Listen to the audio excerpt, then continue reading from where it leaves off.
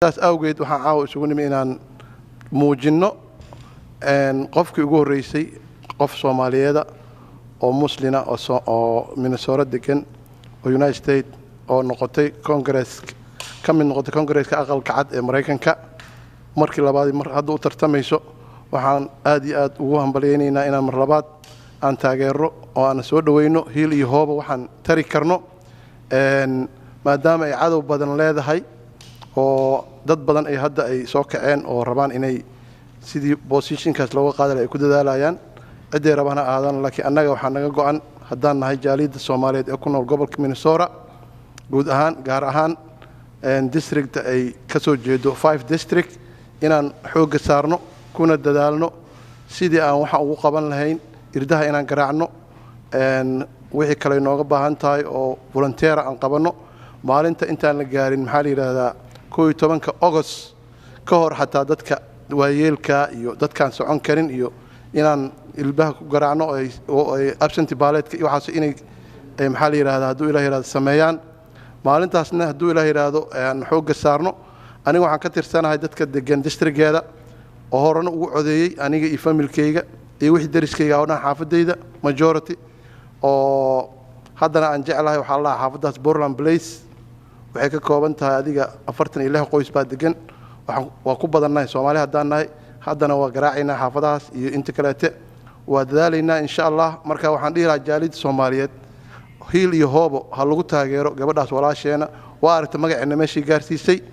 iyo maxaa la yiraahdaa muslim iyo Soomaaliba intaba waa aragtay cadow badan ay leedahay cadowgeeda inaan macnaha aan ka celino aan garab istaagno intaas nagu leedahay Soomaalinimadana waa intaas iyo muslimnimada waxay ku dadaalaysaa gabadha ugu horeyso xijaab leh ee gasho aqalka cad waaye ummadoo dhan muslimiinta aad iyo aad ugu riyaaqday annagana u riyaaqaynaa sidaas awgeed waxaan jeclahay ummadda caawa ay dhageysanayso inay aad iyo aad u taageeraan oo ay ku soo dhaweeyaan gabadha sidaan hore aan garabka ugu qaban inaan mar labaad ugu qabanno intaas bay nagu leedahay adduunka baana lagu yahay walaalo waa in qofka walaalka iyo Soomaalinimada aan muujinaa salaamu calaykum waraxmatullaahi wabarakaatuh inaan taageero gacanna siino walaasheen ilhaan Omar saas darteed muhiim bay noo tahay in ay ma aragtay ilhaan meesha sii joogto ilhaan madii hore yaa waxa saartay lamadii sano hore hatta garab aan baahanta ilhaan hatta in la taageero mudanta walbadan ha qobati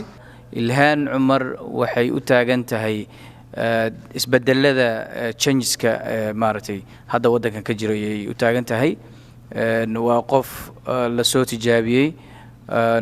ummadda Soomaaliyeedna waxay u baahan tahay in ay dadka ayaga kamidka ah ilhaan oo kala ah in ay daba istaagaan ilhaan Omar waan soo tijaabinay 2 sano noo soo shaqaysay magaca Soomaaliyeed hay ka dhigtay marka waxaan shaka ku jirin oo aan dood ku jirin qofkii rabo in magaciisa iyo sharaftiisa iyo maxaa la yiraahdaa wax qabad qiimo leh